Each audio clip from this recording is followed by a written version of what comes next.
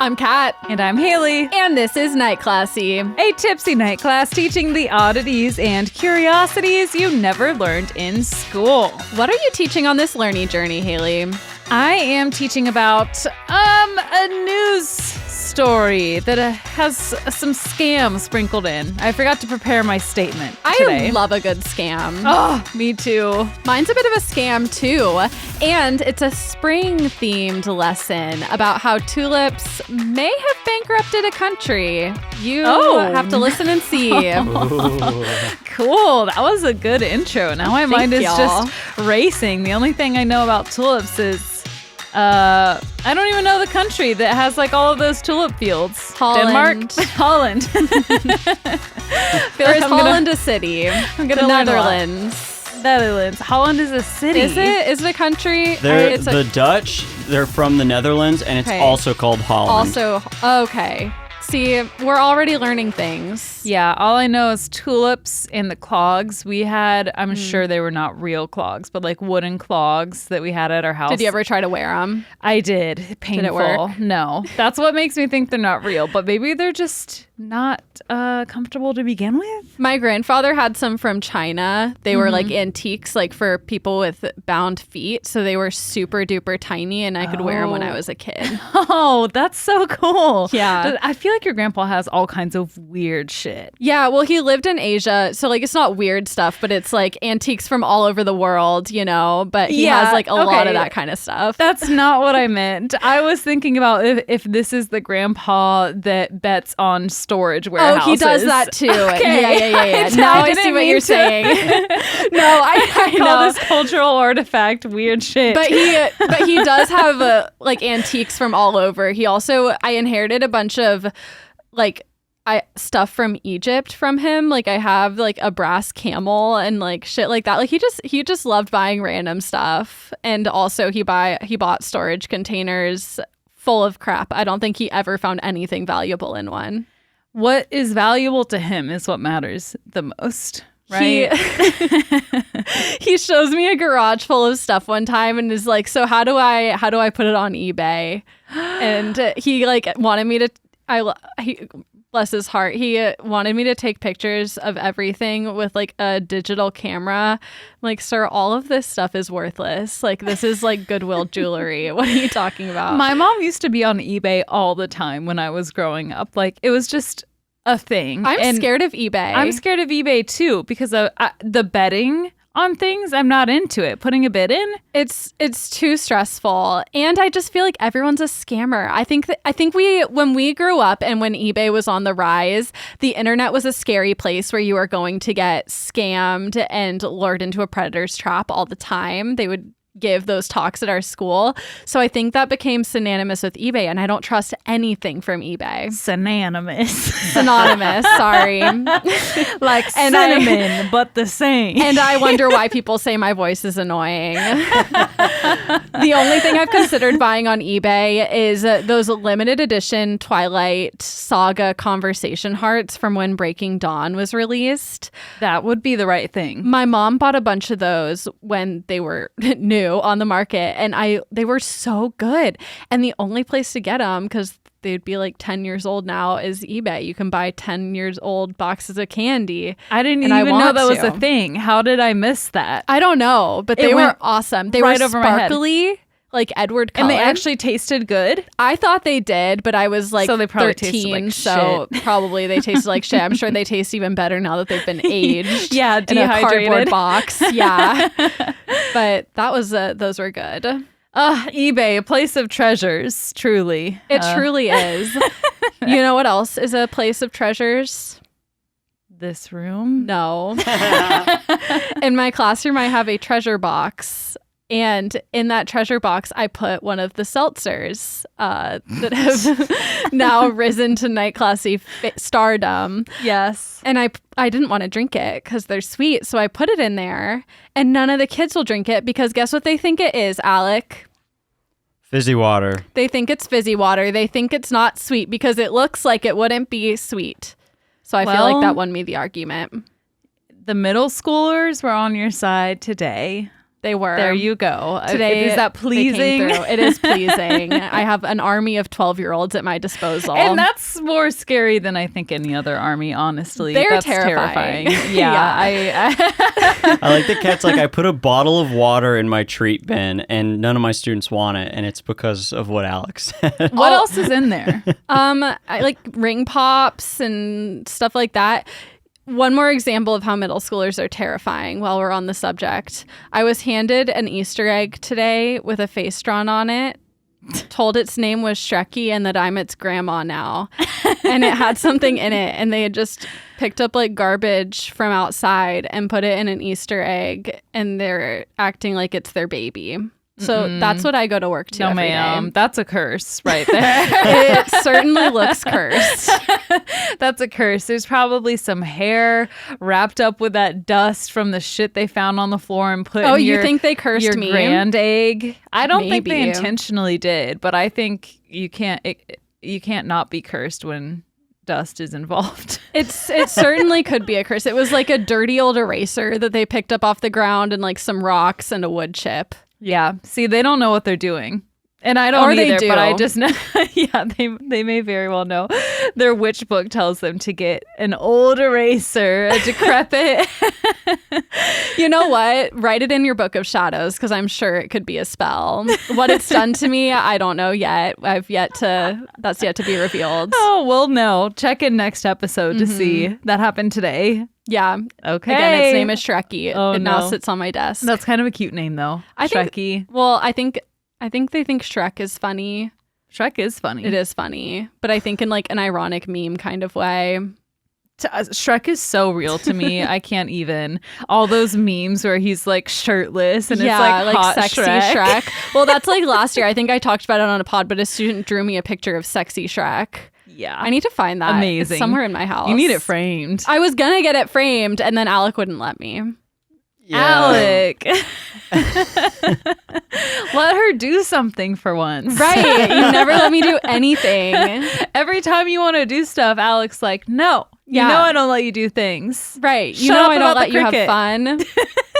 The latest was she wants to release live crickets in the house for the cats to play with, and I said I don't want to be like having live insects in the house. There's This already makes me sound like an animal abuser, but What? I Yeah, don't know, you're singing a abusing the different tune on the crickets. air.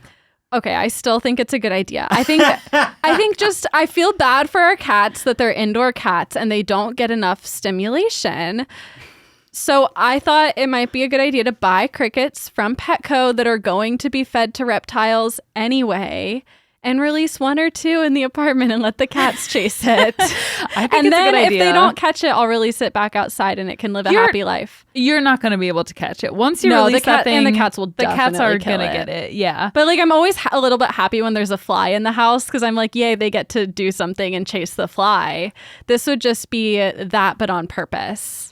Yeah, there's already live animals in the house. Or not, well, live animals, yeah, but insects, it's just a part of life. I mean, we learned to live with fleas at our house last year, Oh, so I think we can learn to live with a cricket. For those listening, that is not our animals. We lived in a very old house, and the basement was dirt, and the fleas lived in the dirt that came up through the shoddy flooring in our house and were in our living room. Yeah, it was. Our pets did not have a flea infestation, but we did have to treat them for fleas constantly and bug bomb our house constantly because of the old house. freaking basement. But yeah, so in other news, All right, let's mark the tally. How many times has the cricket conversation been brought up? I think that's 3 or 4 now. That's one. No, it's not. From the very first time you brought it up, I think we're going on episode 3. It's one. We have never talked about the crickets on the air. We used to We talk haven't, about. which is why I brought it up, because I felt like you were saying you didn't let me put naked Shrek on the wall. So I was like, well, these are the other requests. Okay, I think my requests make perfect sense. We're going to put it in a Spotify poll, and you can vote on if I should get to put crickets in my house. Here's what you have to do. You have to use the foot in the door technique. Okay, you have to ask for something way more mild. Listen. And then work up to that. Crickets were that, because next I'm asking for a mouse. Just kidding. I could never watch my cats kill a mouse. That would be horrible. Yeah, that'd be traumatic. Yeah. Oh, okay, well, The tally shows one for the cricket conversation on air. One. Oh, yeah. We'll definitely be bringing it up this again. Off the air about a dozen times is what Hayley's talking about. Yeah, we bring it up to our friends all the time and make them vote. And so far, I'm winning.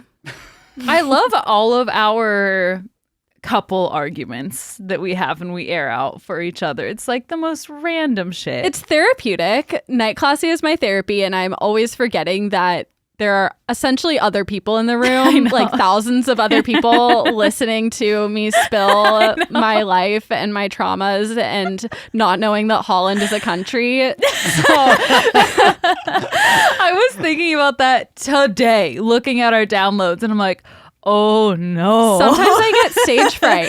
Like, it's great, but also, oh no. Yeah, it is terrifying. Terrifying.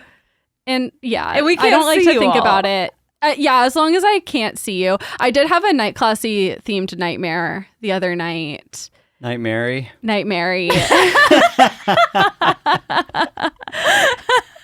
We need to watch horror films and then like talk about them and call it Nightmare. Oh, that would be fun. That would Little be horror recaps like on Patreon. Yeah, write it down. And then for Christmas, it can be Night Mary, M-E. Yes. And we can watch Christmas Hallmark movies. Okay, guys. Write it down. We got a spin-off. We definitely need to be recording more than we already That's what we need in our lives. Yeah. So if we're going full time, then we better start acting like That's it. right. But in my dream, I had accidentally taken notes on something I had already taught. And I realized it when we started. And so then I tried to hide what I did by like improving a lesson and like looking up and reading articles as I went. And it didn't work. That sounds like an actual nightmare. It's like when you show like the dreams where you show up for your finals after having not studied. Now it's bleeding into this podcast. That was me trying to teach CRISPR on one White Claw and antibiotics. That'll be me teaching this lesson because I did finish it like an hour before right now and I haven't read through my notes. Sometimes it's a mad dash and that's fine. I'm sorry to hear about your Night Classy nightmare, your Night Mary. It was very traumatic. I'm still getting over it. Well, it's time to face your fears, I guess. Well, you're going first, so I'm gonna. Well, what are we drinking? And then we'll start. We are finishing off the Quadrum Red Blend from 2020. This beautiful box of wine from Whole Foods. Whole Foods, fancy. Yes, ma'am. And I have a glass of that and a Crystal Light. I saw it's like pink or red or something. Yes, it's in blackberry there. lemonade. Crystal Light. Fancy That's Nancy. That's what I was gonna drink, and then Hayley offered me wine, and I was raised never to say no to wine. There you go. When someone offers me something, it's only polite that you drink Every it. day is a celebration, especially with Night Classy. So yeah, we cheers woke to up us. alive. We woke up alive. Night Classy, wine glassy. Cheers. We really should start selling those. Yeah, someday. Figure out how to. Yeah. We'll figure it Anyway, out. we have so many ideas today. Let's get into it. Trigger warning for my lesson. There will be mention of rape. So if you would like to skip this lesson, I don't blame you. It's not a main focus. It is just a mention. All right, let's do this thing. In 2014, Elizabeth Holmes was likely feeling on top of the world. She was held up as the world's youngest self-made billionaire and the next Steve Jobs. She even made the cover of Forbes magazine. And FYI, as of last year, Rihanna is now the youngest self-made female billionaire. Amazing. Well deserved. Now I realize why your notes are 10 pages long. Yeah. Have you seen the documentaries and stuff? No, I have not. I've only listened to podcasts. Okay, awesome. This is probably not going to be as detailed of a story on Elizabeth Holmes as other podcasts, surely not the documentary. But seeing as she was found guilty late 2022, so a couple months ago as we're recording, she was found guilty of massive fraud and sentenced to a little over 11 years in prison, and is ordered to report this month, April 2023, to prison. Timely. Very timely. This was my emergency notes that I was like, I can't research this week, so I'm going to use my emergency notes. And I was like, oh yeah, it's good timing. She dropped out of Stanford to create her health technology company Theranos, which was valued at $9 billion. And this case kind of reminds me of Dr. Death because it's unclear if she was malicious or ignorant or greedy or just stupid or some mixture of all of that, right? I would think it is a mixture. I think so too. And of course, it didn't begin this way. The Holmes family has a really prestigious background. For example, one of Elizabeth's great-great-great-grandfathers was a Hungarian immigrant who founded Fleischmann's Yeast Company. According to family friend Joseph Fewes, the Holmes family was very proud of its yeast empire. Okay, they can have that.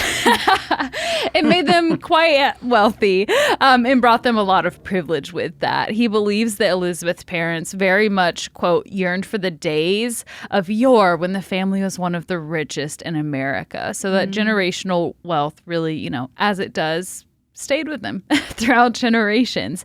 And Elizabeth channeled this wealthy energy at a young age. When she turned 19, they're like, what do you want to be when you grow up? And she's like, I want to be a billionaire. Hell yeah. Me too, girl. Just kidding. I know. For as many... Millionaire. I'd be fine with millions. Yeah. Billions is too much. It's excessive, but definitely give me $1 million. Yeah, I could make $1 million work. I think I could probably retire on $1 million right now. You think? I don't know. That might be a stretch. I can make it work. Okay. I think I could keep working and then just let that $1 million. Well, I guess working wouldn't be retiring then. Yeah, that's not. I'm probably not retiring anyway, so it would definitely give me a boost. I could retire the savings account a little bit. I could retire, period. Like, it may not be early, but as I see it now, someday you could retire. Yeah, you'll be able to retire. Educators have good retirement benefits. Yeah, we'll see. Okay. Hopefully. So she wanted to be a billionaire. She was really serious and passionate about everything that she did. A straight A student across the board. Her siblings gave the example of like when she was playing Monopoly and they wanted to be done and over with because it was lasting too long, she would insist that they see it through to the end. If my kid is like that, they're going to boarding school. Yeah, I can't be around that kind of energy. Chill the fuck out. Here, take one of mommy's gummies. No. Just kidding. And if things weren't going her way, she would storm off. She seemed to have kind of like a hot temper and reportedly ran directly through screen doors on multiple occasions because she just got so impassioned. And she's like a dog. Yeah. She has tunnel vision. Her dad, Christian, served as the vice president and executive positions at various companies and government agencies. And her mom, Noelle Ann, was a congressional committee staffer. In high school, Elizabeth followed her entrepreneurial spirit and sold C++ compilers, which she programmed. She sold them to Chinese universities. What is that? It's some computer programming that she coded, basically. Wow. Yeah. I barely know how to block code. Yeah, on the kid's website. You run the coding club at your school. Yeah, I can code on a second grade level. Can you? Yeah, I didn't even know pretty second impressive. graders coded. Oh, so. they do. This is 2023. What do you code? You can like code little like avatars to move around, stuff like that. Move around what? The screen. Oh, okay. The cyberspace. All I know about avatars moving around a screen is A, Sims, obviously, and B, the mouses that have the little, like, it looks like a keychain connected to your mouse on the computer. Well, yeah, but Hayley, now the kids these days are making their cursor look like all kinds of things. You can make your cursor look like whatever you want. Oh my gosh. What would your cursor look like if it could look like anything? Probably a cat. Oh, I was thinking a horse for you. Yeah, I think I'd go cat too. Mm-hmm. That'd be good. But you can have that if you want it. But it's really freaking annoying. It's like hard to click on things when you have a giant cursor. Yeah, you like can't see. Yeah. Yeah. Dang. Okay. Maybe I do a party hat because then it's still, something like pointed. Yes. I have a plan. Elizabeth learned Mandarin through private tutoring because they're bougie, and she started attending Stanford University's summer Mandarin program. She officially started attending Stanford as a college student in 2002, where she studied chemical engineering. And around this time, she met Ramesh Sunny Balwani during a trip to Beijing. And although he was married at the time and 19 years older than her. Oh, I thought he was 19 and married. A year older than her. Well, no, I thought he was 19 and married. I was like, dang. Yeah, he got right into it. Their relationship could not be stopped. So throughout this whole lesson, keep in the back of your mind that her and Sunny are in an intimate relationship. And she's a child, basically. She's a child. How old is she? How old is he? She was going into college, so I think probably like 18, and he was 19 years older than her, so like almost 40. Ooh. Yeah. Yeah. At the end of her freshman year, Holmes started working in a lab at the Genome Institute of Singapore, where she tested things like SARS-CoV-1. And for that, she had to collect blood samples using syringes, pretty standard. But for her, she had an intense fear of needles. So... and this kind of got her wheels turning, and she had an idea. In 2003, she filed her first patent for a wearable drug delivery patch.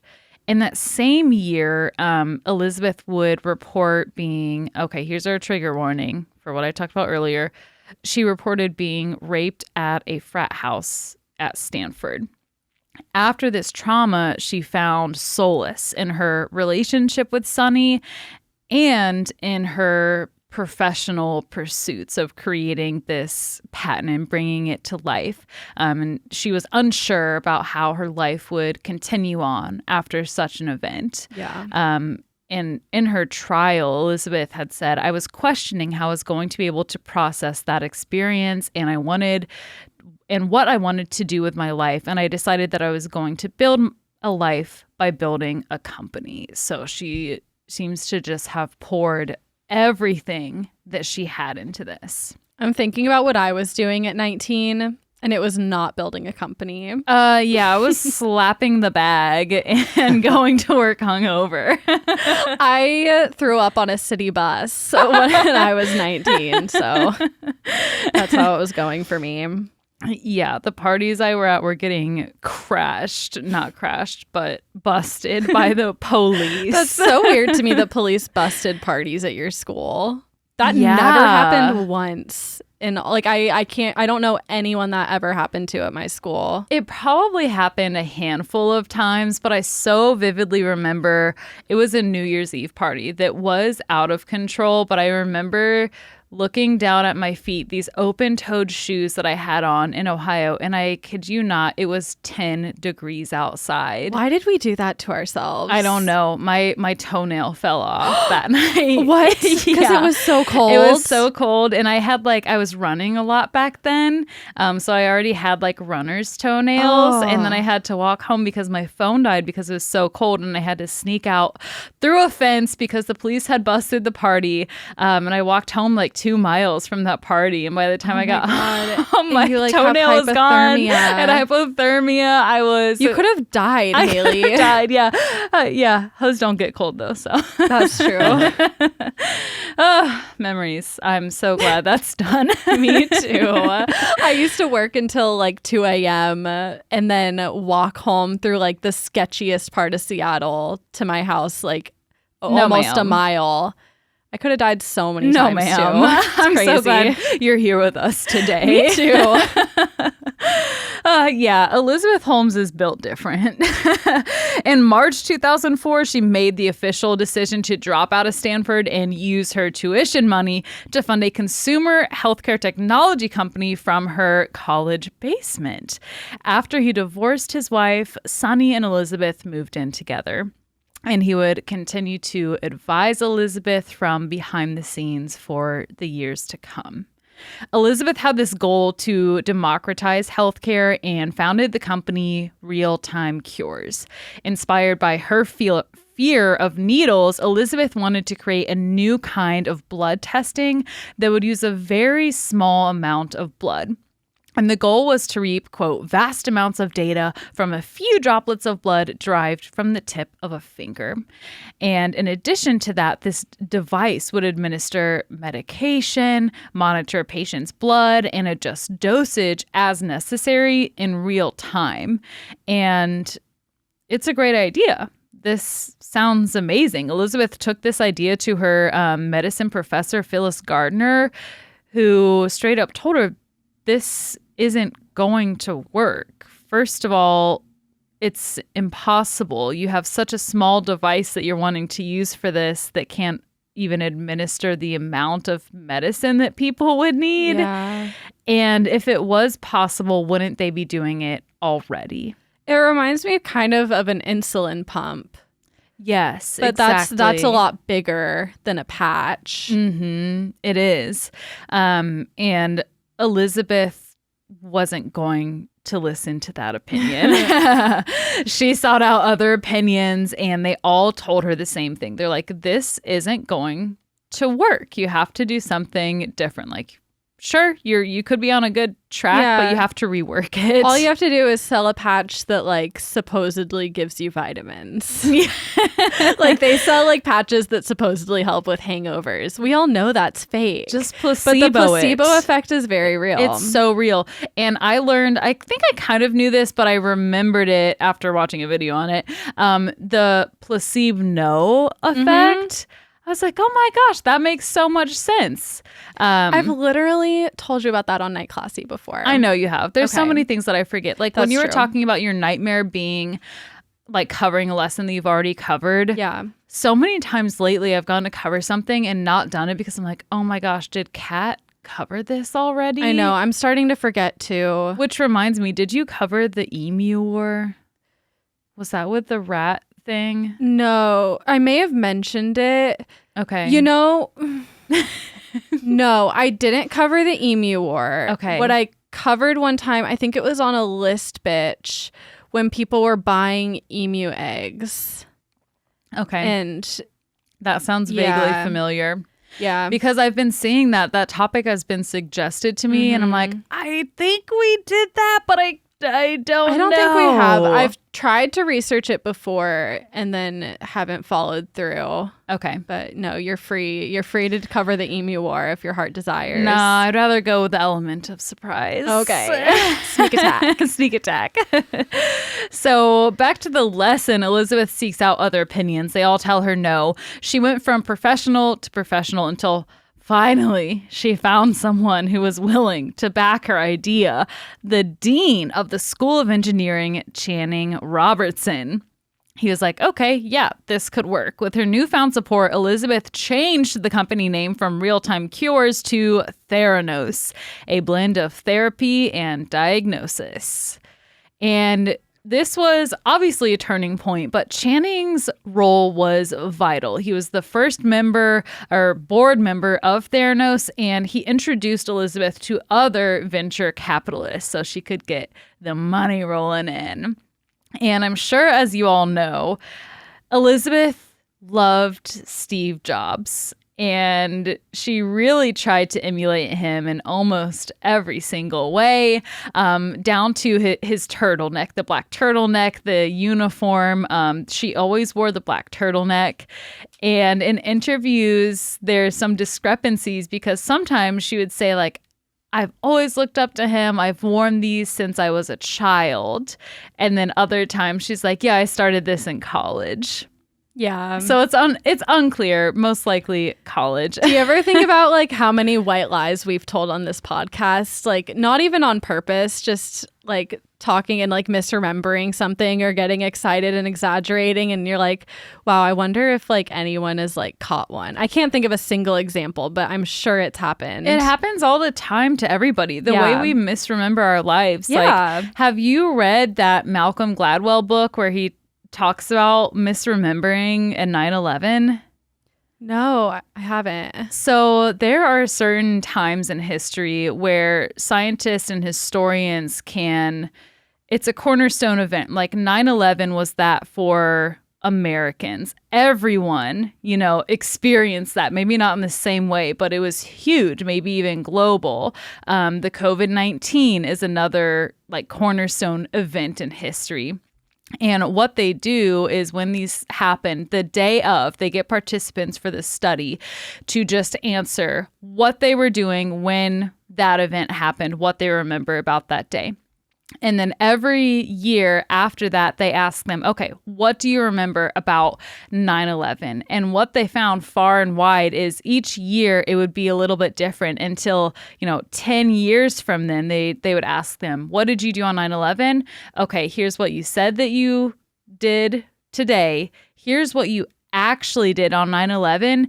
And it's completely different. It's like the reality that you've created in your head and in your memories can be so far from what actually happened. Yeah, because whenever you remember something, you're only really remembering the last time you remembered it. Yeah, so it just gets distorted and distorted over and over again. It's like a game of telephone. Yeah. Isn't that scary to think about? It is. It really is. I don't know. I don't know anything. And the way that people can implant memories, and that's why it's using witnesses in court and stuff is oh my gosh, it's terrifying. Those studies where they would play a car wreck simulator or something, and people most of the time would get the color of the car wrong that hit them, even though they said they were certain they knew what color it was. Yeah, and your brain just fills in the blanks in so many scenarios because it's constantly trying to get rid of all this extra stimuli and sort through that. It's so creepy. It is. So the world is everything's fake. Everything's fake. It's a simulation. Speaking of simulation, I played more Sims this weekend. I was seeing that and I was getting really jealous, but it inspired me to pick Stardew Valley back up. So I've been playing that. Exciting. Yeah. Oh my gosh. I went to an alien world in Sims that's secret. They don't tell you about it because now I'm getting deep into the wikis on Sims. Okay, yeah. I'm nerding out. I always feel like I'm cheating when I do that. But it makes it more fun when the cool things to do. I never would have known that if you get to level, 10 in rocket science that you can venture into a wormhole and go have sex with an alien. Did you do that? Yeah, they have an alien. They have an alien baby now. Oh, yeah. What color is it? Is it green? Purple. Oh, it's purple. It's purple. The dad is purple and the mom is blue. So they have a little blue or purple baby. Nice. Yeah. Happy for them. Yeah, I am too. We're going on the second generation for this Sims game now, so we're getting deep. I'm jealous. I want to play Sims. Come on over. Yeah, but I want to play at my house, and I don't have a PC. Buy it. No. Just add it to the tab. Nah. All right, well, speaking of adding things to the tab, let's get back to Elizabeth Holmes. Verdict is still out on her voice. Have you heard her voice before? Have you heard this discussion? No. Oh, cool. Oh, wait, maybe I have. I don't remember. It's been a long time. Okay. Well, if you don't know, she has a notoriously deep voice, and people who knew Elizabeth before the fame were shocked when they heard her speak on TV, including the professor from Stanford who was like, this is not a good idea. But her family maintains that she's always had this deep voice, and I have a clip for us to play. Okay. Former Theranos employees also said that Elizabeth would break quote unquote character, especially after drinking and speak in a higher voice. So this video just shows her two different voices. Sure. Yeah. Over the last 11 years, we've reinvented the traditional laboratory infrastructure. And we talked to our lab team and they said, okay, you can do the draw. And so they did this, what would have been a finger stick on this little nub. The deep voice sounds like she's trying to talk like this. She sounds like Kevin Malone. Yeah. She's trying to garner this respect. It's it's so clear when you compare the two voices. Yeah, it sounds ridiculous. I mean, her natural voice is kind of low anyway. Mm-hmm. Yeah. But that low one was crazy. She leans into it hardcore, and it's the confidence that it takes for you to even try something like that. Yeah. Kind of respectable. Yeah. I mean, I have no problem with people changing up their voices. That's like, who's that beauty influencer with the Jersey accent? Or Michaela. People are like accusing her of faking her accent now. It's like, so what if she does? Like, why? Like, it's an internet persona. Why playing do you it care? up. Yeah. Is it hurting you? That's what blows my mind. It's like, if it's not affecting you, if it's not hurting you or anyone else, why the fuck do you care? And she probably has that accent anyway, and she just leans into it and like lets it come out extra. I don't know why I'm defending her. I don't know anything about her. I don't really care. It's a brand. Yeah, exactly. It's a brand. Like, sometimes when I'm drinking, my Valley Girl voice comes out even worse. Like, that's just... and I can play it up if I really want to. I wish I could make it go away. No, it's part of who you are. That's true. So they think that she's doing this lower voice to be taken more seriously, like a man would be in this field. And investors definitely took her seriously. By 2004, she had raised $6 million. And by 2010, she had more than $92 million in venture capital. So with all that money she raised, Elizabeth maintained 2 conditions when bringing investors on board that they had to agree to. First of all, she would not ever reveal how the technology worked. Number 2, she has the final say for anything and everything. So basically, fuck you, pay me. Yeah. Additional board members joined, including former Secretary of State George Shultz. But if you weren't one of the people having long, in-depth conversations with Elizabeth or actively being recruited to work for her, you probably didn't even know the company existed. With the help of Sonny, Elizabeth kept Theranos under the radar. There weren't press releases. There wasn't a company website until 2013. When did it start? 2003. Oh, dang. So she's just collecting investments. Yes. Okay.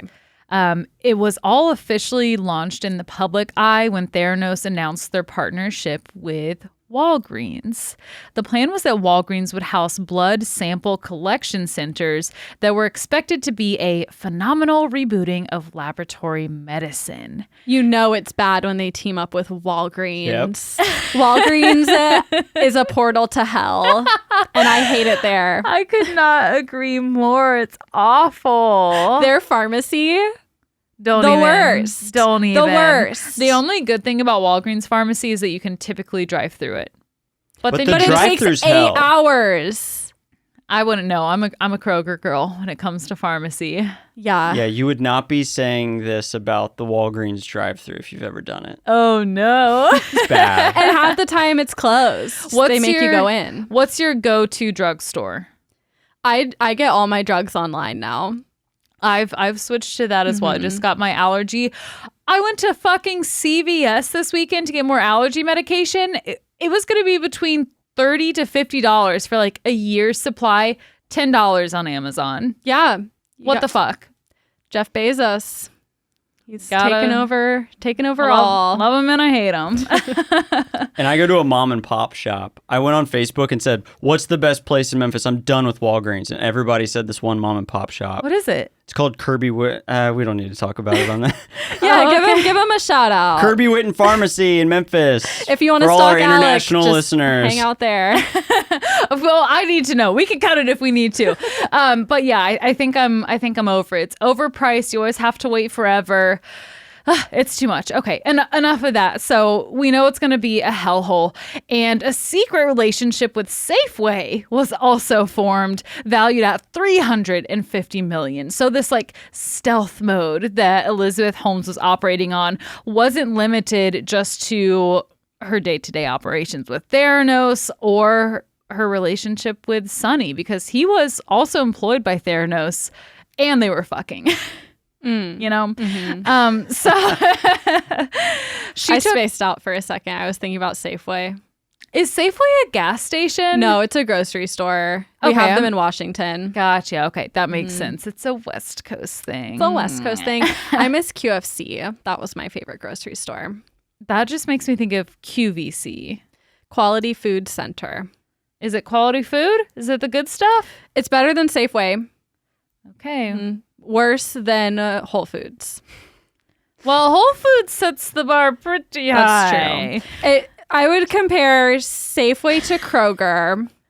QFC is a half a step above. Let's next week conjoin our lessons and do one on grocery stores. Yeah, I was gonna say, just like let Let's it go out. buck wild. Please.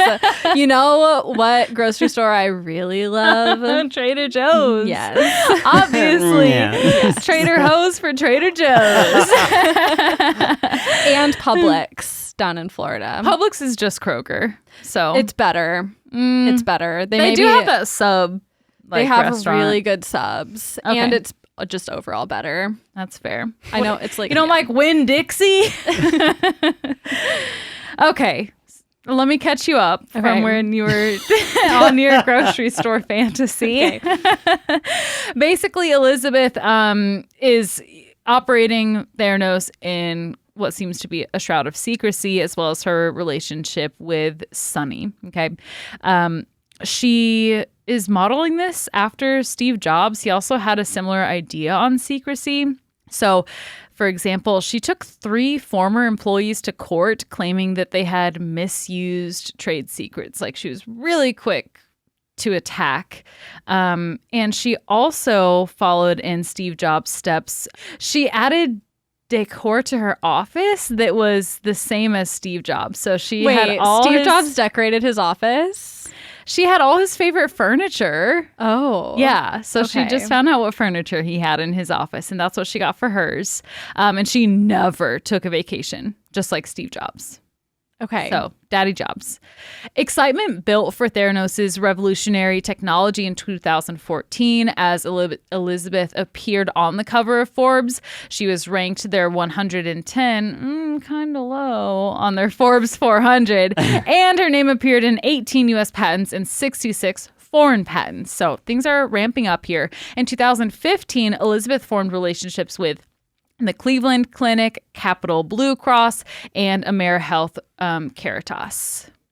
Caritas? I don't know. Who the fuck knows? Elizabeth was willing to work extremely long and hard. What was she doing? She wasn't doing anything. She was convincing people to spend money. Yeah, I mean, she wasn't developing any real product. Relationship building. Well, there is a real product. Okay. We're about to get to the real product. But as far as her working hard, she was in the office all the time, and she would have her assistants track when her employees arrived and when they left. And not just like time cards that the employees would do themselves. Like the assistants were writing down their times in and out. And she always had dinner catered to their office at 8 p.m. What? To persuade her employees to work longer. That no free dinner is enough to get me to work till 8. No startup potential dinner, after hours bullshit. I could hardly stand to stay the extra 2 or 3 hours for parent conferences when I was in the classroom. Yeah. And parent conferences, they do the same thing. They get you dinner and They try and sweeten the we deal. only have to stay till 7. Yeah. And this is like dinner's at 8. We're going to work until who knows, like midnight probably. It could not be me. I'm out the door at 4 o'clock Out every the door day. with more. See ya, bitches. Out the door with more. That's a saying. It might be a Cincinnati. What is I've that never heard that company? before. Out the door with more at... I don't know. I don't know what you're it is. saying. Obviously not a good motto. I always say I've realized how many little Cincinnati Midwestern sayings and things there are. You're like, sorry, it's something Steve Jobs says. They're just ingrained in my brain. Yeah, I'm taking on. I should have worn my black turtleneck. About a year ago, I recorded a TikTok, and it's not even a turtleneck, but the collar goes up just a little bit on the neck, and the person was like, "Oh, I thought this lesson was going to be on Elizabeth Holmes." Like you were going to dress like her to make a TikTok about Yeah, her. you know what? I will now. Let me you get should. some like hairspray. Make it like her hair is like straw. The girl needs some freaking conditioner. Elizabeth, if you're listening, Straw, like it was dry. it's so dry. I think she Ugh. must have curly hair, and she just has like fried doesn't the know how to take absolute it- shit care out of of it. it. Yeah, yeah. And I'm sorry. I hate to comment on someone's looks, but she needs to condition that bitch. She was channeling some Gwen Shamblin. Ooh. Yeah. Oh, it's not that bad. Okay, that is a good picture of it. That is a good picture of it, okay? It does look like she has curly hair, though, naturally from how much volume on the roots. And then, but it's straightened. That is a very generous picture that Alex chose. I've been using shampoo and conditioner meant for curly girl hair on my wavy / straight hair, and it's been very good. It makes it very moisturized. Yeah, they usually stay away from all those like things that build up on your hair that block the what's it called? Proteins and shit to get in and out. I don't know what that means, but it's working. It looks really good. Thank y'all. You're welcome. So all of this excitement around Theranos was exhilarating, but doubts were being cast in the shadows. First of all, this revolutionary technology, it was called Edison, and it was used for testing what Elizabeth Holmes said, hundreds of diseases at one time. However, Edison, the technology couldn't test more than for one disease at a time, let alone hundreds. The most amount of tests they got it to do was up to 7 from one machine. Okay. Do I need to pause? Yeah, what's your question? So we have a patch that we put on our finger and it pricks it. And then we remove the patch and put it in a machine that tests our blood. I don't think the patch really came through. I don't think it was ever really a patch that got onto the market. So it's a machine that you put your finger in and the machine pricks it and tests for diseases. You prick a couple drops of blood just like you would if you like had diabetes and were testing for it. And the Edison machine is a bigger device that they had like in Walgreens that you would then put the little vial of blood into, and it was supposed to test for all these different things like pre-diabetes, high cholesterol, cancer. It was supposed to scan it for hundreds. But it could only do a few. It could only do a few. What if you left it in there a long time? Could it do more? No, it couldn't, because, you know, you have to get a pretty big vial, at least one, to get proper blood testing to really begin with. You know, when you go to the doctor and they get that tube. And that's why it was also impossible. That's part of the thing that the professor was trying to tell her, is that the amount that you're trying to do is you just can't get that information that you want and scan for all these different things with that amount of blood. And the whole idea is you have to give less blood to be tested. Exactly. The whole idea is that you don't have to go to the doctor and get a needle into your skin. Yeah, you can just prick your finger and you're good to go. Well, you know what? Here's a razor that you use to shave with. Like, just accidentally nick your leg and you'll have plenty of blood. My God. Yeah. Sanitary. Yeah. That's my invention. I'm going to go make millions of dollars. You probably could. You might end up in jail, but I'll come visit you. Okay. Elizabeth claimed Theranos' technology was faster, cheaper, and more accurate. That's what was being propagated everywhere. Is that the right terminology? Yeah. Okay, cool. They were constantly failing quality control tests. And when they compared the Theranos device results to the tried and true FDA approved lab equipment, the Theranos devices were off by 300% most of the time. And it's like serious diseases. Like, what if it told you have cancer or missed your cancer? Even worse. Yeah, the whole idea is to democratize healthcare, and so that people don't have to go through the whole rigmarole. I mean, it's a nice idea. Yeah, it's a great idea. To be able to easily like screen yourself for diseases if it worked. But it's completely negligent. Why not have a machine that takes an appropriate amount of blood that you could just like quickly stick your arm in, you get the blood. They do. That's what they have already. No, they don't. You have to have a nurse take your blood. Oh, so you want to do the machine? I want to just stick my arm in a tube. and it takes my blood. How is that different for you, though, than having the nurse take it? Because then I could just go to Walgreens and stick my arm in a tube after I put like a quarter in the slot and it tests my blood instead of have to go to a nurse and give them my insurance card. And it's just a whole hassle. And then you could get a lollipop at the end. Yeah, it with could a machine. dispense a candy straight into my mouth like, or straight into my hand because my arm is already in the machine. It's already out. Yeah, and it just like fuses to your arm. Yeah, and you know how you have to like squeeze something while they get your blood drawn? What if they gave me a giant gummy bear while I got my blood drawn and I squeezed it, and then when I took my arm out, I could eat it? That would be disgusto barfo. But if you're into it, it's in a wrapper. It's in a wrapper. You. It's like the Dr. Evil when he just goes, right. I see where you're going, and I think we should workshop it. We'll get a patent started. Yeah, patent pending. One time when the CLIA inspectors, which I have no idea what that stands for, so don't ask me. I wasn't going to. They're officials. They came to look at the Theranos lab, and the Theranos employees were ordered to lock all of the Theranos like Edison devices in a room where the inspectors wouldn't see them.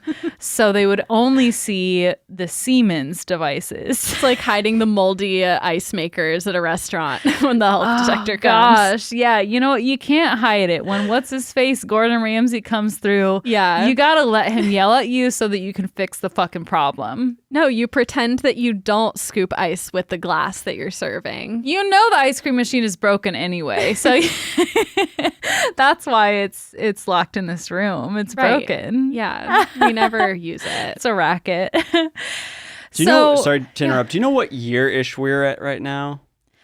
Oh, I'm not sure what year-ish, but I believe probably like 2014, 15. Okay, because I was just wondering if she's also copying Tesla and them naming their machine after a famous inventor, and that she named hers after Edison to copycat the Tesla thing. Probably. Yeah. Okay. She seems to be really inspired. Yeah. Maybe the only thing worse than being a Steve Jobs simp is being an Elon Musk simp. Yeah. Yeah, that's more embarrassing. I don't blame her for not publicizing that part. It perfectly describes her, though, I feel. I think that makes it all make sense when you think about her simping out for, what's his name? Elon Musk. Elon Musk, yeah. I'm glad you forgot his name. That makes me happy. And you just said it, didn't you? Yeah. That's how much she hates him. It's completely blocked. Over spring break, I had to have a conversation about why he's not God with your brother. With my brother. Your brother would be a simp for Elon Musk. Of course he would. He fucking follows Ben Shapiro and yeah, it's a whole thing. But anyway, so they lock the Theranos devices in a room so that these inspectors don't see them.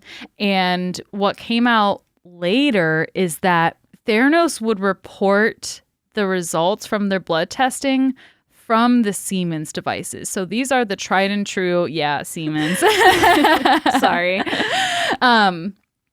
They would use these tried and true devices to test the blood that they got from patients and clients rather than use the Theranos devices at all and then send out the results as if they were from the Edison devices all along. So the Edison devices are just a prop. It's all a charade. Yeah. I almost said charade. Charade. She's French. They used shell corporations to purchase these third-party lab equipments for their testing. Yeah.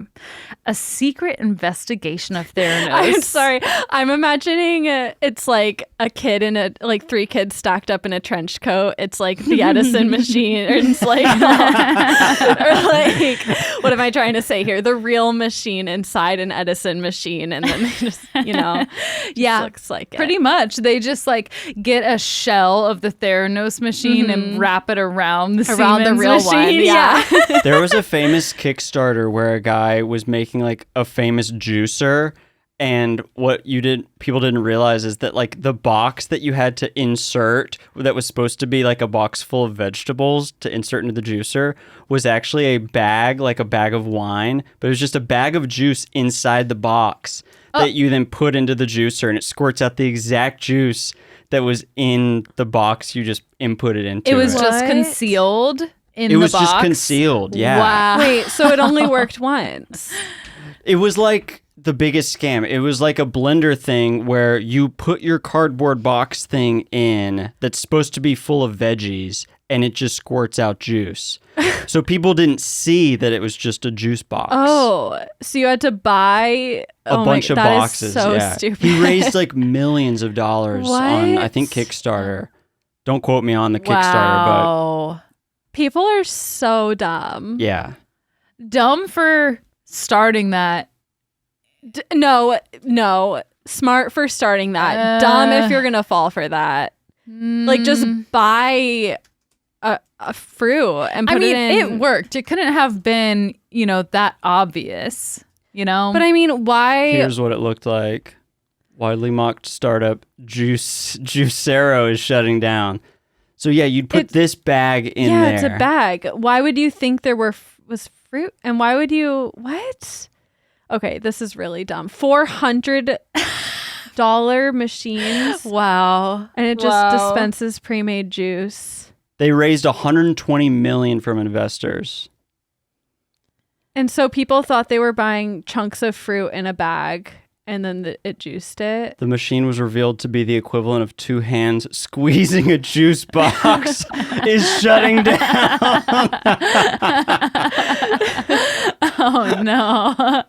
I could use that for my toothpaste though, when it gets to the very end and it's hard to get the rest out. They make your devices toothpaste for in your there. toothpaste tubes for Let's that. raise $120 million for It just needs the strength of 2 Listen, hands. Toothcero. Toothanos.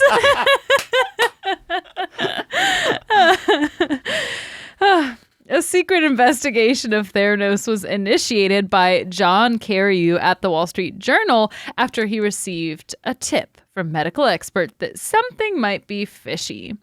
He learned that Theranos' Edison device seemed too good to be true. He was able to get his hands on company documents, and then there was the whistleblower, Tyler Schultz, who also happens to be the grandson of one of Theranos' board members. And I didn't include all of this in my notes, but I listened to this interview with Tyler, and he talks about why he left, how he saw the red flags, and about him whistleblowing. And before he whistleblew, he tried to talk to Elizabeth and other people about it, but they just blew him off, just like, shut up. It works fine. You just don't know how to do statistics, you stupid idiot. And then he tried to talk to his granddad in private at his house. He's like, Granddad, like, we really need to talk. This is a huge scam. And he was like, okay, come over. We'll talk privately. No lawyers. And he agreed to sign some documentation of like not pursuing legal action or something like that. And the lawyers came out from like his granddad's kitchen and like bombarded him with a bunch of other papers. And his granddad didn't believe his grandson, or I guess he probably did believe him, but he was just like, I've invested so much money into this that we're no Imagine going your back. granddad ambushing you with lawyers like that. I'd be like, you're evil. My granddad just presented me with a box full of storage container Here's some old jewelry and buttons. said, sell this on eBay. I think I'd rather No have lawyers that. involved. Yeah, scotch-free, no red tape. Okay, so he goes to his granddad, goes to Elizabeth. No one believes him, but Elizabeth finds out about this bigger investigation and she lawyers up. Her company lawyer tries to stop the Wall Street Journal from publishing the investigation. They threaten them legally and financially, but they push the piece anyway. It details how the Edison device produced horribly inaccurate results and exposes Theranos' use of using other companies' machines for most of its testing. And in response to that, Elizabeth denies everything. She promised a proper publishing of all of Theranos' accurate data. The same day that the Wall Street Journal published that article, Elizabeth goes on CNBC's Mad Money, where she said, quote, "This is what happens when you work to change things. First, they think you're crazy, then they fight you, and then all of a sudden, you change the world." She loves the persecution. Yeah, she's cool, calm, and collected. She's like, this only helps my case. In January 2016, the Centers for Medicare and Medicaid Services conducted an inspection of their Newark lab, which uncovered irregularities with staff proficiency, procedures, and equipment. And this inspection was followed up with a letter in March of 2016 where they threatened a 2-year ban on Elizabeth from owning or operating a certified clinical laboratory after the problems in the lab had not been solved. So they give her a chance to clean it up. It's not fixed. And they're like, you shouldn't be doing this. And after years of running the company with Elizabeth, Sonny, who was acting as COO, decided to leave Theranos when the investigations began. Oh. He's like, good luck, baby. Were they still in a relationship? Mm-hmm. Okay. Sonny says that he left on his own. Elizabeth said that she fired him. I can only... Imagine firing your boyfriend. Alec, you're fired. We can't fire him. No. You can break up if you want to, but he has to stay on. It was only revealed later that the two had been in a relationship the entire time. Oh, so nobody knew? No one knew. Was he still married? Until after that. No. So why were they keeping it a secret? She was very secretive about everything. She just wanted people to know that she was all about work in her company. What a weirdo. Very weird. On the Today Show, Elizabeth said she was devastated we did not catch and fix these issues faster, and promised to rebuild the lab with the help of a new scientific and medical advisory board. That did not work. That's not what happened. Do you think she was hoping to just keep up the ruse long enough that the technology would become real by the time they ended up needing it? That's where I'm really not sure what her true motives were. I don't know if it was her being ignorant and naive, or if she was just trying to rack up enough money to flee the country. Maybe. I feel like it was just like these machines were just on her vision board. She was like, I can manifest this technology. Yeah. And she was delusional, thinking like it would happen. Yeah. She's like in Mean Girls when she's trying to make fetch happen. It's and never Edison's gonna happen. not happening. No. And in 2016, things started to get really messy that summer. CMS banned Elizabeth from the work she'd been conducting for 2 years, which she appealed and was denied. Walgreens was like, bye. They shut down their in-store blood collection centers. And the FDA also put an end to Theranos' use of their capillary tube nanotainer device, which was one of their main inventions. Nanotainer. It's a very small retainer for babies. Oh, for ants. For ants, yes. In 2017, the state of Arizona filed suits against Theranos. They were being charged for selling 1.5 million blood tests while concealing or misrepresenting important facts about the tests, such as what tests were actually being conducted. The company settled by agreeing to refund all sales and pay an additional $225,000 in civil fines and attorney fees. The total cost was about $4.5 million. What about all the other money? Did they have to give the money back to the investors? So the investors don't have their money back yet. But while that lawsuit is happening, Theranos and Elizabeth were being actively investigated by the FBI and were involved in 2 class action fraud lawsuits. The entire time, Elizabeth maintains she did not do anything wrong. At its height, Theranos employed 800 people in 2015.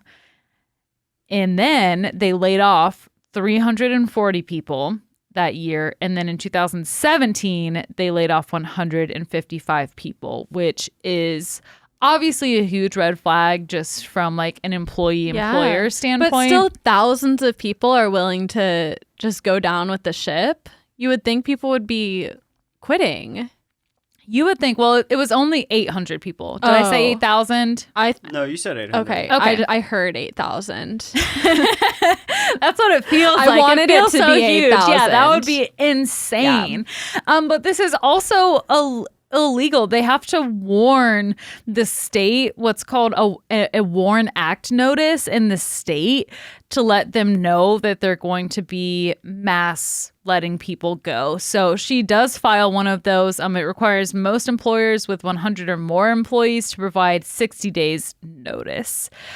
So it detailed her plans to lay off 105 employees, leaving Theranos with less than 24 employees as the rest were laid off by August of 2018. So you've got to see the writing on the wall at that point in time where it's like, okay, we were 2 years ago at like 800 people and now we're down to 24. Yeah. And now those people are just spending all day at work on Indeed looking for a job. Yeah, but Theranos can't pay for Wi-Fi anymore because they have no money. Well, they have their hotspot. There we go. As employees were laid off left and right, the SEC charged Elizabeth and Theranos' former president Ramesh Balwani, aka Sonny, with massive fraud. I love that phrase. I didn't know that it was like an actual thing. I'm like, man, that's so funny. Can you be charged with tiny fraud? Tiny fraud, baby fraud is what it's called. Aww. Nanotainer fraud. The SEC alleged they had taken more than $700 million from investors while advertising a false product. And again, for me reflecting this story, I'm kind of like, Elizabeth, do your thing. Like, yeah, scam those venture capitalists. Make your money. It's the same as the juice thing. If they're going to be dumb enough to invest in something without any proof and without checking with an actual medical professional if this could work, then you have too much money. Yeah, it's your fault. Let her have the money. Our lessons are very similar this week, but also not similar at all. You'll see. I have no idea what that means. Okay. Spoiler alert. Theranos falsely claimed their products were used by the U.S. Department of Defense in combat situations. And the government's like, no. The Edison is also a battle bot. Yeah. It's on the front lines. It's a transformer. Another lie was that Theranos claimed to have made $100 million in 2014, when in reality they only made $100,000. Maybe from investors, they made $100 million. Yeah. Elizabeth settled the lawsuit, agreed to surrender voting control of Theranos, and returned 18.9 million shares to the company. She was banned from holding an office or director position in any public company for 10 years, topped off with a nice little $500,000 fine. And in September 2018, Theranos announced they would officially be dissolving. And that summer was when a federal grand jury indicted Elizabeth and Sonny on 9 accounts of wire fraud and 2 counts of conspiracy to commit wire fraud. Of course, they both pled not guilty. Because you can't be guilty if you plead not guilty, right? Elizabeth's trial began in 2021 after being delayed for COVID and her first pregnancy.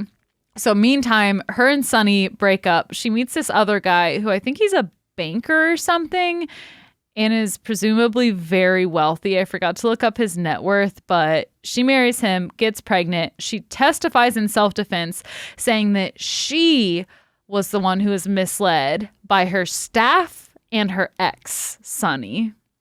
She's the victim. Oh.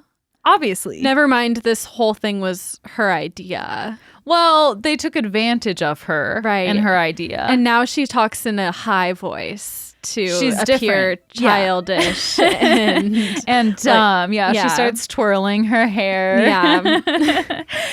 However, evidence speaks louder than words. The prosecution outlined Elizabeth's role in fake demonstrations, falsified validation reports, misleading claims about contracts, and overstated financials at Theranos. In January of 2022, Elizabeth was found guilty on 4 counts of defrauding investors, but not of defrauding patients. She remained out of prison while waiting for her sentencing on a $500,000 bail that was secured with her parents' house. During this time, she fell pregnant with her second child. So this last fall, she was officially sentenced to almost 11 and a half years in prison and was ordered to, they're like, really cushy with her because she's pregnant. She just recently had her second child. They're like, we're going to let you have your baby, breastfeed it, wean it, and you can just report by April 27th. I mean, I would agree with that if they did that for everyone and not Absolutely. just wealthy white women who scammed millions of dollars out of people. The privilege is just glaring. Her sentence was topped off with a $400 fine and a 3-year supervised release after serving time. The judge recommended she serve time at federal prison Camp Bryan in Texas, which is a cushy minimum security facility. After being convicted, Holmes and her husband are thought to have attempted to flee the country when she bought one-way tickets to Mexico. Just drive, girl. Yeah, you're literally in Mexico. When flagged on this, Elizabeth said they bought the tickets in high hopes that the appeal outcomes would be positive on her end and that they would be celebrating the welcoming of her second child and their friend's wedding. Her passport has since been surrendered. Elizabeth is expected to surrender herself at the end of this month after her request to remain free while her appeals go through. Appeals to her conviction go through and were denied. Jeez. So I will update you all on that in a week or 2 or 3, whenever that episode is. That'll be my little opener. But that was a really long lesson. I hope that if you've heard this story before, you enjoyed our conversation, that you haven't, that you learned some things. I learned lots of things. Me too. I only vaguely knew what was going on, but that was wild. There's a really good documentary on HBO. I highly recommend going to watch it. I'm glad you enjoyed it. Well, thank you for that learning journey, and we will be right back. A typical night classy lesson requires pages and pages of notes so that we can talk for 30 minutes to an hour. But so many times we're looking for a topic and we find a topic and it's amazing and interesting, but it's just not quite enough to fill the space of a regular episode.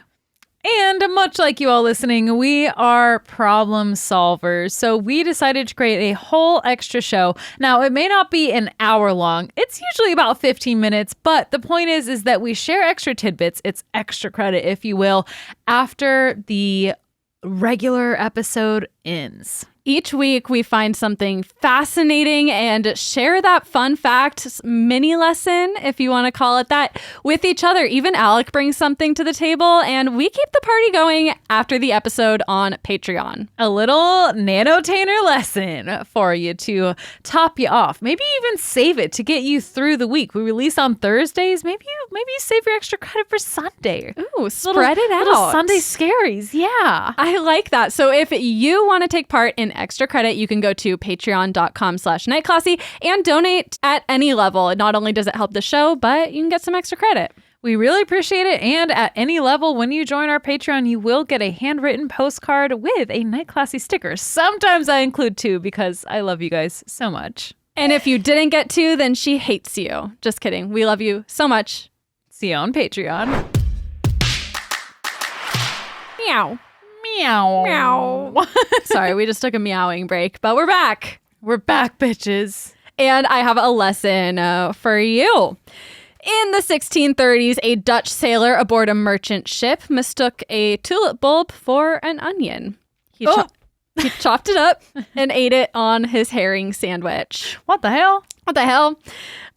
The type of tulip bulb he I love ate. it. I love it when you say it. It's just so not you. It's like an alter ego.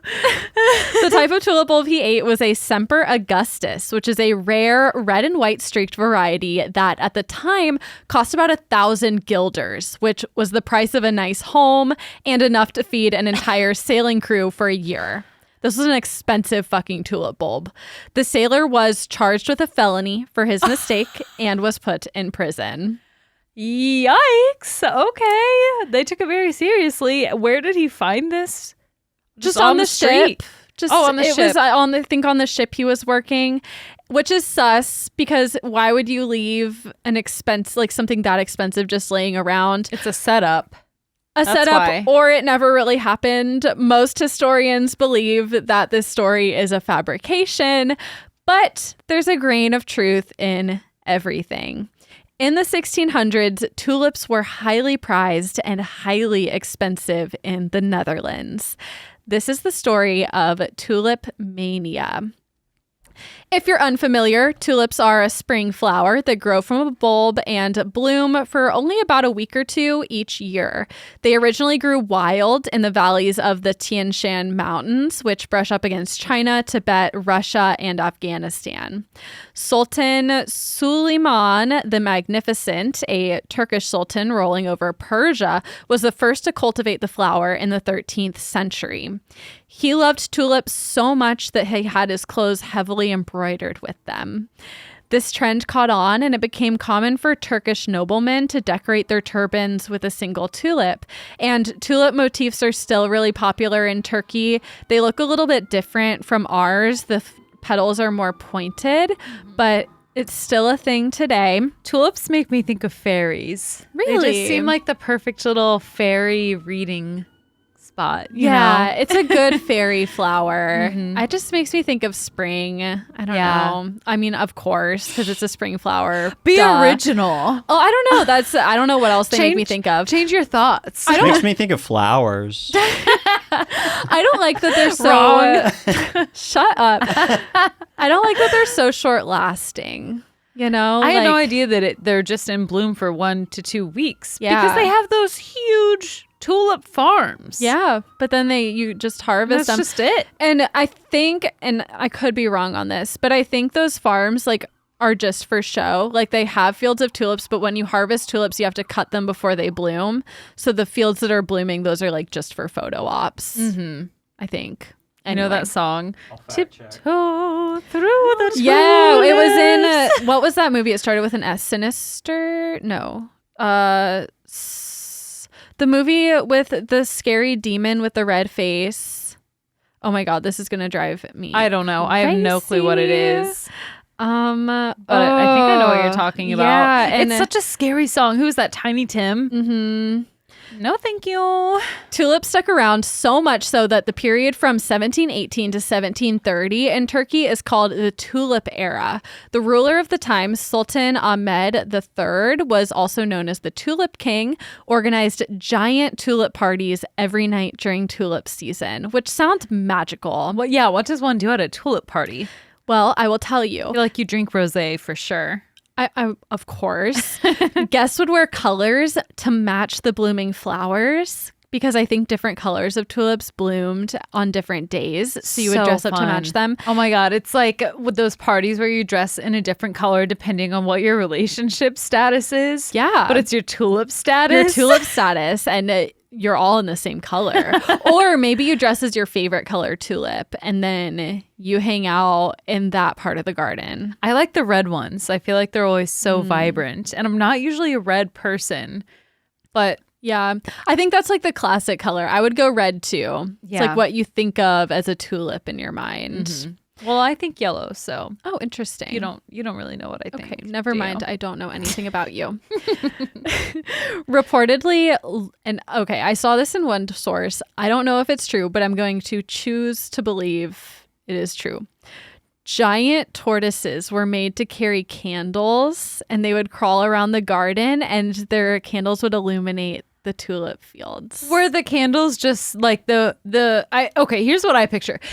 The giant tortoise is walking around, the candle is on its back, and it's just like the wax has melted onto the shell, so it's just like suctioned on basically. I think the candles were in a holder that was either strapped Attached or to it. adhesed to the turtle's shell. That's something in a movie. That Definitely. Yeah, that's magical. And I'm sure if it happened it would light the garden on fire, but maybe not. No, I don't think so. I don't if the think flame so. was small enough, it'd be fine. If they put like a little lantern around it, maybe, keep it out. It's not like the tortoise is going fast enough for it to like, what am I trying to say? For the flame to go out, it's not going fast enough. Right. And if it's a giant tortoise, then if the candle's just at the very top of its shell, it's not really going to intercept with bushes. That's true. The tortoise is kind of knocking away things. It's clearing the path for the flame. Maybe it worked. Maybe that's real. I hope so.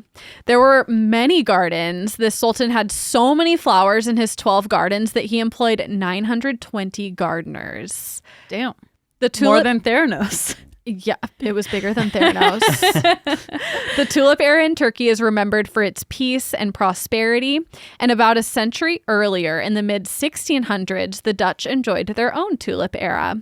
The Dutch were newly independent from Spain and expanded their trade prospects through the Dutch East India Company. This brought an incredible amount of wealth to the area, especially to the merchant class. These were newly minted, very wealthy people. They were looking for hobbies and things to spend their money on. They became interested in natural history and exotic goods from faraway lands. Imagine doing things when you don't have to. What? Like if I won the lottery, I might just be like chilling at home, if I was very wealthy. But they were very wealthy and they were just looking for things to buy. Oh, I thought That's what I it was more like, yeah. What did you think they were doing? Well, the thing about what just happened is that I zoned out. Okay, that makes sense. It's all coming together. I'm sorry. If we're being honest.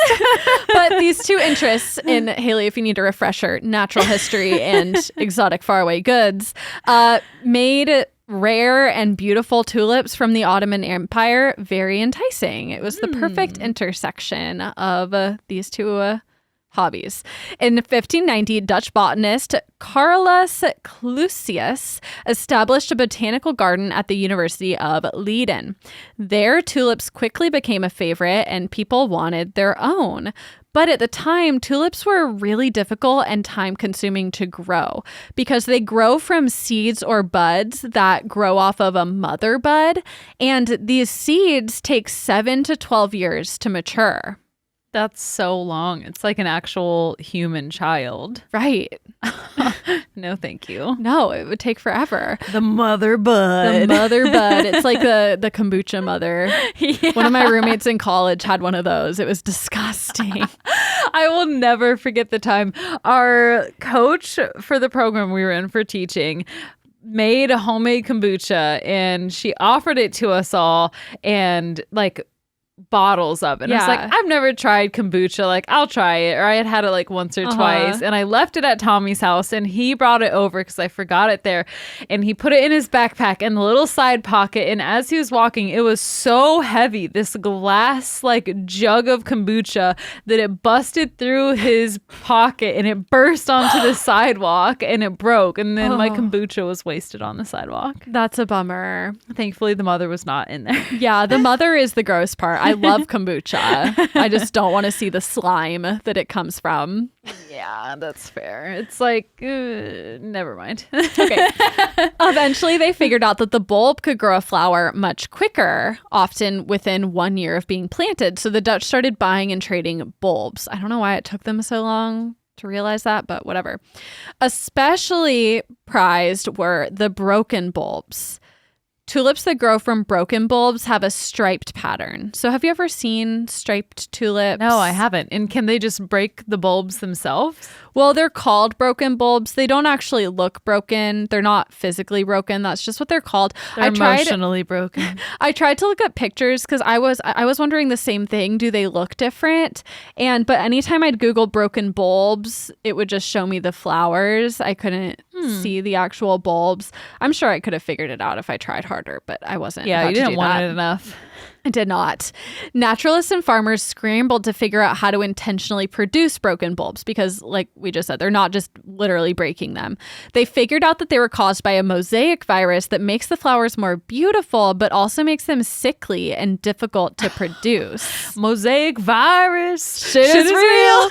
Shit is getting real. We would scream that every day in March of 2020. We would sing it every time before we recorded. We would that sit memory there. so much. We have a picture of us like with our showing off our toilet paper because there was no toilet paper at the stores because everyone bought it. We were rich. And we were rich with toilet paper and we thought it was so funny. We literally sat down with a pile of toilet paper and sang that song. It was a different time. We didn't have much to do. But with them being so sickly, broken bulbs were really difficult to cultivate, and therefore that made them just even more rare and expensive. Economist Peter Garber wrote, quote, "Since breaking was unpredictable, some have characterized tulip mania among growers as a gamble, with growers vying to produce better and more bizarre variations and feathering. The risk involved almost made this more desirable. You could buy expensive bulbs not knowing if they were going to bloom. And if they do bloom, it only lasts about a week anyway." This is the perfect rich person activity. Exactly. These are frivolous luxury items meant to show off wealth. That's all this was. It was a status symbol to invite your friends over for a party when your tulips were blooming. But this was perfect for Dutch culture at the time. People had new money and they wanted to show it off. In 1824, a famous book was written by Scottish journalist Charles Mackay. The book was called Extraordinary Popular Delusions and the Madness of Crowds. The book argued that crowds of people sometimes act irrationally, and these tulips were an example. The book went into detail on the Dutch tulip craze of the 1630s. Mackay wrote about tulips, quote, "The rage among the Dutch to possess them was so great that the ordinary industry of the country was neglected, and the population, even to its lowest dregs, embarked in the tulip trade." Oh my gosh, we need to create a night classy rage.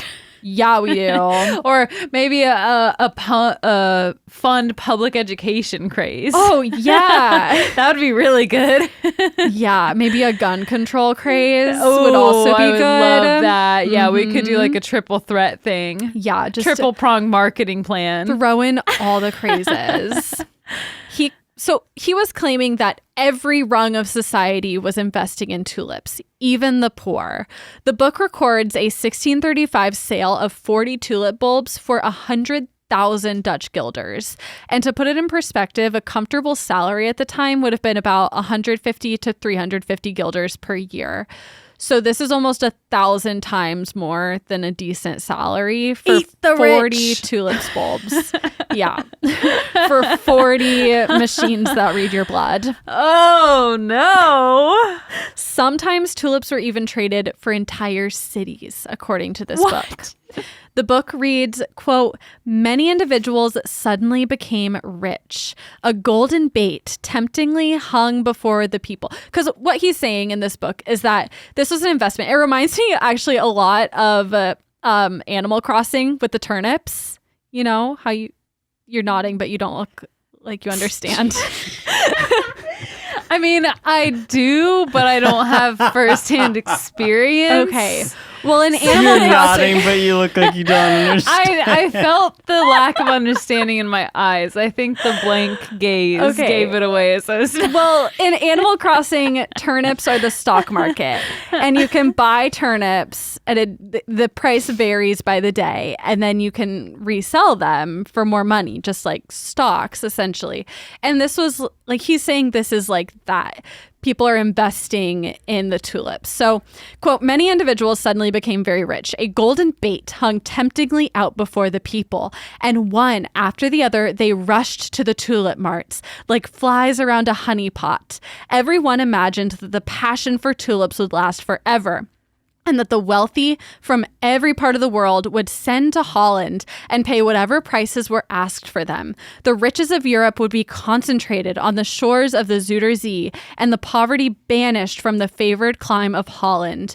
Nobles, citizens, farmers, mechanics, seamen, footmen, maidservants, and even chimney sweeps and old clothes women dabbled in tulips." And wait, this guy was just writing all of this about this craze of the tulips? Yes, he wrote about this about 200 years after it happened. Oh, and it this actually book. happened? Kind of. Okay. Yeah. I'm trying to figure out where the scam is. I'm like, did he write this and create a craze of tulips? Well, and tulip prices were really high and tulips were really popular in Holland in the 1600s, but he's writing about it as if people like threw down whatever they were doing and abandoned their jobs to buy tulips. That's what he's claiming in this book. Mm-hmm. According to him, people blew their entire life savings on tulip bulbs to resell. But when the market bottomed out in 1637, then basically the whole country went bankrupt. They had all spent their life savings on tulips. oh my gosh, Now they no went one's into paying for them. the Great Tulip Depression. Literally. This story is sometimes held up and is as an example of the dangers of the free market, that a market can crash and an entire society can go bankrupt instantly and unexpectedly, which is kind of true. Mackay's research and the plight of the Dutch and their tulip obsession was taken as fact until relatively recently. In the 1980s, historians and economists became skeptical of this fantastical tale. Why check facts when you can just believe? The turtles did carry the candles, okay? I'm convinced of that. choosing to believe that. That's the most truthful thing in all of this. Yeah. Because that's magical and I need that. My sanity is depending on this. I mean, can you imagine anything more beautiful than a giant tortoise illuminating a tulip field with a candle? Just a bunch of them slowly making their way through the garden. It would so be romantic. so beautiful. So In beautiful. Turkey, and like the air is scented with jasmine, and it's Ooh. warm spring Crisp. night. Yeah. Everyone's dressed the color of tulips. I want to go to there. Yeah, So bad. That's my dreamland, That for sure. I can't imagine anywhere that would be better. And why would you make that up? It has to be true. It has to be true for my own sanity. That's something you can't make up. no one can. No one's that creative. No one has thought of that. No one is that creative. That's true. Most notably, among these skeptics is economist Peter Garber, who I quoted previously in this lesson. He's produced the bulk of research investigating Mackay's book, Tulip Mania. Recent research has revealed that the tulip craze, at least Mackay's version, is a myth. It is true. The Dutch were obsessed with tulips. It was fashionable to have tulips, and they were buying them for high prices, but not to the degree that Mackay argued, and the entire country did not go bankrupt because of tulips. Historians have a hard time finding evidence that anyone went bankrupt from tulips at all. Definitely people lost money, but it's unlikely that anyone besides the wealthy merchant class was investing in tulips, and they could afford to take the hit when it happened. And the crash happened. It was a big deal. People did default on like their tulip loans. That's my God. true. But like the issue with this was less so for economic reasons. It's not like this caused a depression, but more because of the social and cultural implications, because Dutch society was so wrapped around trade, and with that, business relationships were incredibly important. So if you agreed to pay a certain price for something and then you didn't, it undermined deeply entrenched social norms in that society. So when people were no longer willing to pay the agreed upon price for tulips, this challenged the entire social order of Dutch society. Yeah. They're like, wait, we have options? Yeah. Furthermore, there was no legal mechanism to force people to pay if they refused. Courts didn't want to get involved, so investors were shit out of luck. Again, it didn't cause an economic depression, but it definitely was like still a pretty big deal.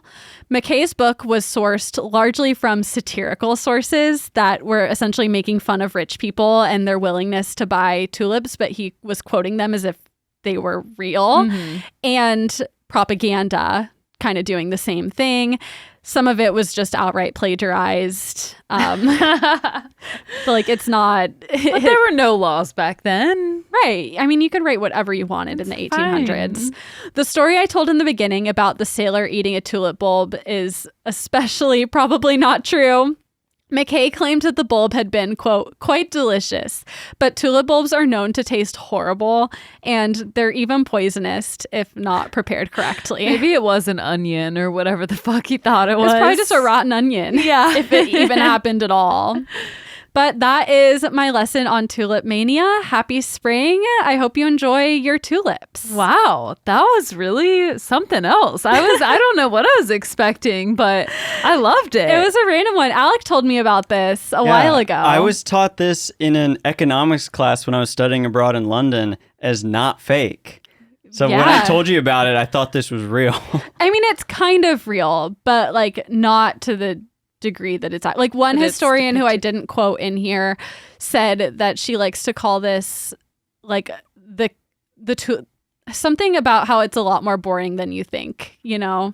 Yeah, it's just been inflated so much. We misremember things. It's the false memory thing. So do you know what the most expensive single tulip was? Because I had thought it was like 200,000 modern dollars. Maybe there was one or two that sold for a price like that, but the idea that everyone and every level of society was spending all this money on them is not true. Like, I'm sure a few rich people spent a crazy amount of money for like a special tulip bulb, but it wasn't as widespread as it's often made out to be.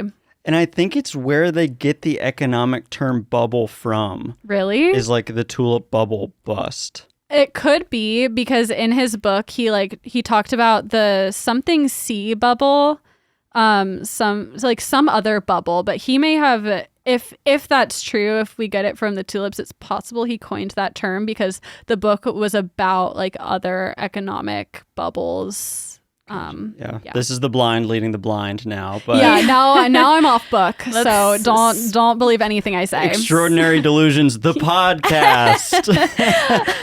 Oh no! And then that's where we go so far left, we end up being right. That's right. Anyway, if you enjoyed this lesson and you want to hear us spout off some more fun facts that we barely know, you can head over to patreon.com/nightclassy where we will record our extra credit. But as always, thank you so much for listening. Please keep sharing this podcast. I love to hear from people who have heard about this podcast from a friend. We're so grateful for you guys sharing the word and supporting the show. So thank y'all. Thank you guys. Love you so much. And 3, 2, 1, class dismissed.